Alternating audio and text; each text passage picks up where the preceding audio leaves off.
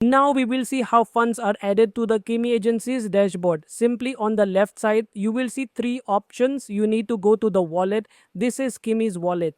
Hi, first Naki, you have to add funds to this wallet, and then from this wallet you can transfer money to Facebook, Google ad account or any other ad account. So first you have to add money to Kimi's wallet and then transfer it to the ad account.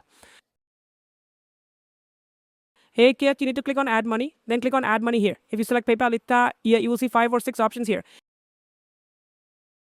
The USDT option mostly works all the time here, is always available, and funds are added instantly here. So simply select USDT.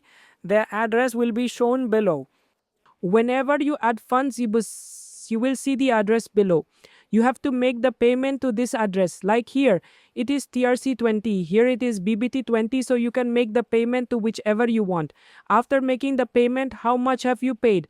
Like I have to add $133 here. So I will write the charge.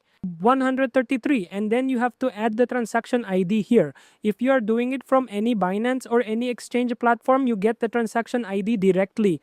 If you are doing it through any wallet like Trust Wallet, MetaMask or any other wallet, a hash ID is created and you need to add that hash ID here. As you enter it, you need to add its screenshot here. I randomly select one here. Like I selected the screenshot here. Here your item will be successfully added. You need to enter the transaction ID, like whatever your transaction ID is.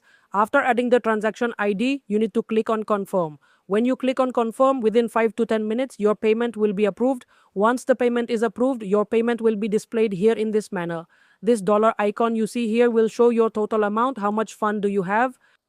Like this recent one I have added, this is the mini transaction ID. You have to add such a screenshot.